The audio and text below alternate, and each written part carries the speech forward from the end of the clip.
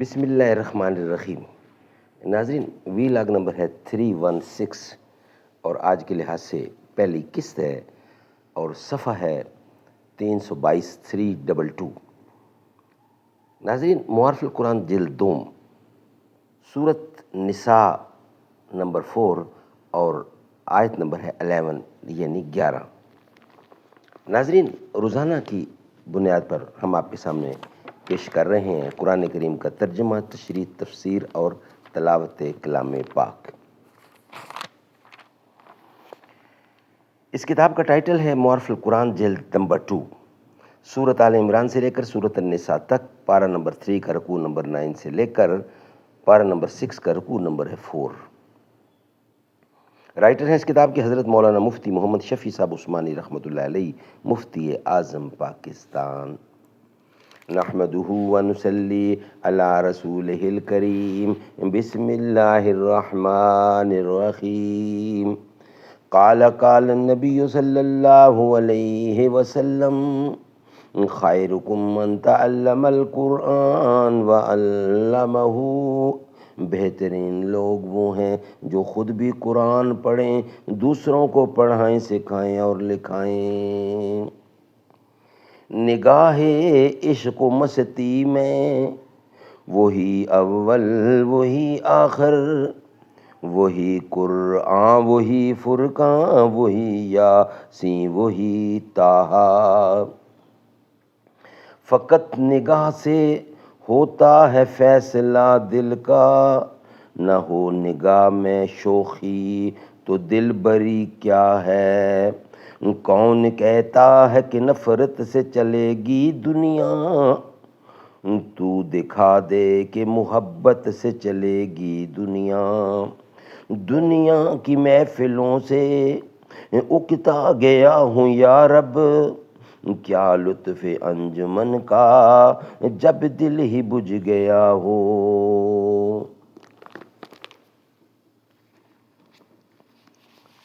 وی log number 316 اور پہلی قسط ہے آج کے لحاظ سے اور پیج ہے 322۔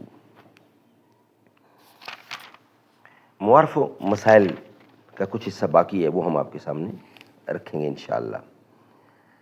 دو لڑکیوں سے زائد کا حکم تو قرآن کریم کی آیت میں صراحتاً مذکور ہے، جیسا کہ فوکس نتینے کے الفاظ اس پر دلالت کر رہے ہیں، اور لڑکیاں دو ہوں تو اس کا حکم بھی وہی ہے جو دو سے زیادہ کا حکم ہے۔ اس کا ثبوت حدیث شریف میں مذکور ہے۔ ان جابر بن عبداللہ خرجنا مع رسول اللہ صلی اللہ علیہ وسلم حتی جہنا امرأة من الانصار فی الاسواف، فجاءت المرأة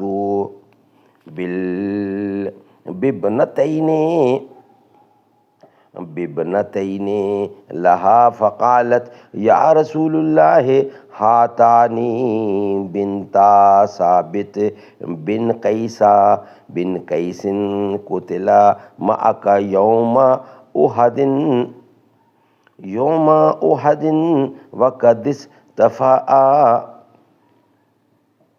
امہما مالہما ومیراثہما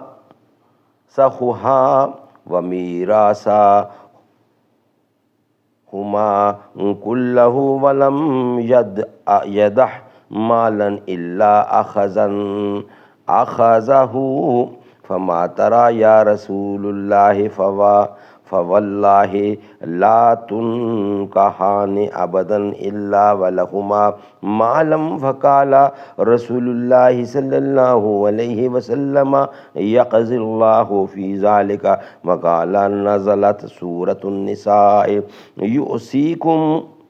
یوصیکم اللہ فی اولادکم آیاتی۔ فقال رسول اللہ صلی اللہ علیہ وسلم ادعوا لی المرأة وصاحبها، فقال لأمہما أحتهمس سلسان وحت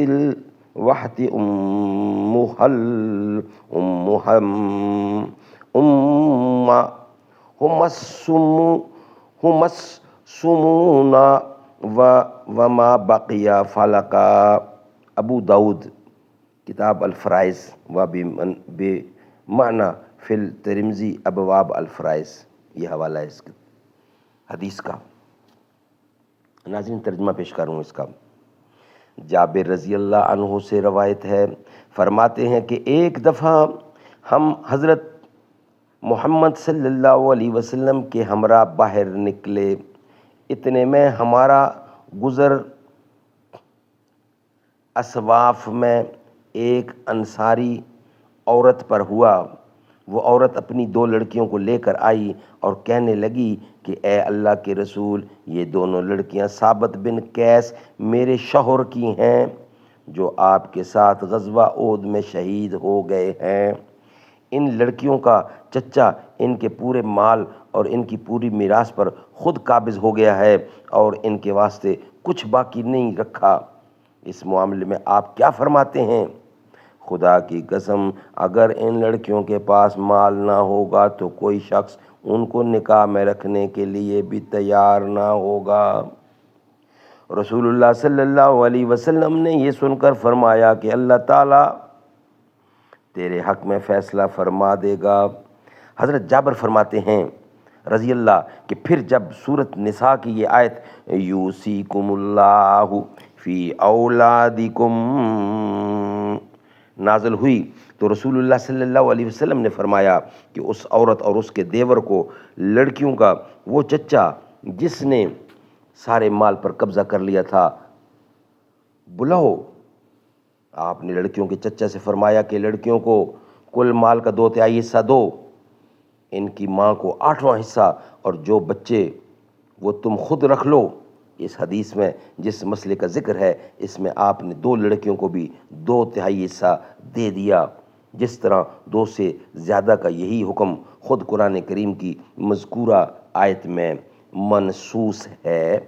اس کے بعد ارشاد فرمایا وَإِنْ كَانَتْ وَاحِدَةً فَلَهَا النِّصْفُ، یعنی اگر مرنے والے نے اپنی اولاد میں صرف ایک لڑکی چھوڑی اور اولاد نرینہ بالکل نہ ہو تو اس کو اس کے والد یا والدہ کے چھوڑے ہوئے مال موردس کا آدھا حصہ ملے گا، باقی دوسرے ورثہ لے لیں گے.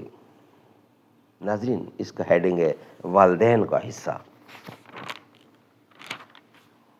اس کے بعد خداوند قدوس نے مرنے والے کے ماں باپ کا حصہ بتایا اور 3 حالتیں ذکر فرمائیں. اول یہ کہ والدین دونوں زندہ چھوڑے ہوں اور اولاد بھی چھوڑی، خواہ ایک ہی لڑکا یا لڑکی ہو، اس صورت میں ماں باپ کو چھٹا حصہ ملے گا. دیگر ورثہ اولاد اور بیوی یا شوہر لے لیں گے، اور بعض حالات میں کچھ بچا ہوا پھر والد کو پہنچ جاتا ہے اور جو اس کے لیے مقررہ چھٹے حصے کے علاوہ ہوتا ہے. علم فرائض کی اصطلاح میں اس طرح کے استحقاق کو استحقاق کے تحصیب کہتے ہیں. دوسری حالت یہ بتلائی کہ مرنے والے کی اولاد اور بھائی بہن نہ ہوں اور ماں باپ موجود ہوں. اس صورت میں مال موردس کا 1/3 ماں کو اور باقی 2/3 والد کو مل جائیں گے. اور اس صورت کا حکم ہے جبکہ مرنے والے کے ورثہ میں اس کا شوہر یا اس کی بیوی بھی موجود نہ ہو. اگر شوہر یا بیوی موجود ہے تو سب سے پہلے ان کا حصہ الگ کیا جائے اور باقی میں سے 1/3 والدہ کو اور 2/3 والد کو مل جائے گا. تیسری حالت یہ ہے کہ مرنے والے کی اولاد تو نہ ہوں لیکن بھائی بہن ہوں جن کی تعداد 2 ہو، خواہ 2 بھائی ہوں خواہ 2 بہنیں ہوں یا 2 سے زیادہ ہوں. اس صورت میں ماں کو چھٹا حصہ ملے گا، اور اگر اور کوئی وارث نہیں تو بقیہ 5/6 حصہ باپ کو مل جائے گا. بھائیوں اور بہنوں کی موجودگی سے ماں کا حصہ کم ہو گیا لیکن بھائی بہن کو بھی کچھ نہ ملے گا، کیونکہ باپ بنسبت بھائی بہن کے اقرب ہے، جو بچے گا باپ کو مل جائے گا۔ اس صورت میں ماں کا حصہ 1/3 کی بجائے 1/6 ہو گیا۔ فرائض کی اصطلاح میں اس کو حجب نقصان کہتے ہیں، اور یہ بہن بھائی جن کی وجہ سے والدین کا حصہ کٹ رہا ہے، خواہ حقیقی ہوں، خواہ باپ شریک ہوں، خواہ ماں شریک ہوں، ہر صورت میں ان کے وجود سے ماں کا حصہ گھٹ جائے گا، بشرطے کہ ایک سے زیادہ ہوں۔ حصص مقررہ بیان کرنے کے بعد فرمایا آباؤکم و ابناؤکم لا تدرون ایہم اقرب لکم نفعا فریضۃ من اللہ ان اللہ کان علیما حکیما۔ یعنی اولاد اور ماں باپ کے یہ حصے خداوند عالم نے اپنے طور پر مقرر کر دیے ہیں، اور اللہ کو سب کچھ معلوم ہے، اور وہ حکیم ہے۔ جو حصے مقرر کیے گئے ہیں ان میں بڑی حکمتیں ہیں۔ اگر تمہاری رائے پر تقسیم میراث کا حصہ میراث کا قصہ رکھا جاتا تو مدار تقسیم تم لوگ نفع رساں ہونے کو بناتے، لیکن نفع رساں کون ہوگا اور سب سے زیادہ نفع کس سے پہنچ سکتا ہے، اس کا یقینی علم حاصل کرنا تمہارے لیے مشکل تھا، اس لیے بجائے نافع ہونے کے اقربیت کو مدار حکم بنایا۔ قرآن کریم کی اس آیات نے بتلا دیا کہ میراث کے جو حصے اللہ تعالیٰ نے مقرر فرمائے ہیں وہ اس کا طے شدہ حکم ہے، اس میں کسی کو رائے زنی یا کمی بیشی کا کوئی حق نہیں، اور تمہیں پورے اطمینان قلب کے ساتھ اسے قبول کرنا چاہیے۔ تمہارے خالق و مالک کا یہ حکم بہترین حکمت و مصلحت پر مبنی ہے۔ تمہارے نفع کا کوئی پہلو اس کے احاطہ علم سے باہر نہیں ہے، اور جو کچھ حکم وہ کرتا ہے کسی حکمت سے خالی نہیں ہے۔ تمہیں خود اپنے نفع و نقصان کی حقیقی پہچان نہیں ہو سکتی۔ اگر تقسیم میراث کا مسئلہ خود تمہاری رائے پر چھوڑ دیا جاتا تو تم ضرور اپنی کم فہمی کی وجہ سے صحیح فیصلہ نہ کر پاتے، اور میراث کی تقسیم میں بے اعتدالی ہو جاتی۔ اللہ جل شانہ نے یہ فریضہ اپنے ذمے لے لیا تاکہ مال کی تقسیم میں عدل و انصاف کی پوری رعایت ہو، اور میت کا سرمایہ منصفانہ طریقے سے مختلف مستحقین کے ہاتھوں میں گردش کرے۔ سبحان اللہ، سبحان اللہ۔ ناظرین، یہ ویلاگ ہمارا کمپلیٹ ہوا۔ نیکسٹ ویلاگ انشاءاللہ ہم آپ کے سامنے رکھیں گے قرآن کریم کے حکم کے مطابق۔ درِ اقدس سے رحمت بانٹنے خیر البشر نکلے، تو لینے بھیگ دامن کھول کر شمس و قمر نکلے۔ زمیں چمکی فضا مہکی گھٹا چھائی بہار آئی، کریمہ کا شہ بطحا جہاں پہنچے جدھر نکلے۔ نبی نے چشم رحمت ڈال دی جب خشک صحرا پر، اگے پودے سجے پتے کھلے غنچے ثمر نکلے۔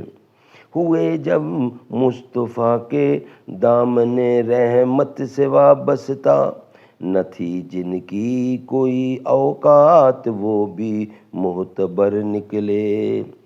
شہیدی کا خیال تو ہستی پر جمال آیا، دل مضطر ہوا خوشتر علم ٹوٹے ضرر نکلے۔ اندھیرے سے اجالے کا سفر ہے اس تعلق سے، جو تھے گمنام ان کے در سے بن کے نامور نکلے۔ نظر ان کی جدھر اٹھی بلا بھاگی، شفا جاگی، بجھے شعلے بسے جلوے، گہر بر سے شرر نکلے۔ قدم خیر الامم کے جس زمیں پر جلوہ آرا ہوں، تو اس کی خاک سے مہتاب جیسا کرو فر نکلے۔ در اقدس سے رحمت بانٹنے خیر البشر نکلے، تو لینے بھیک دامن کھول کر شمس و قمر نکلے۔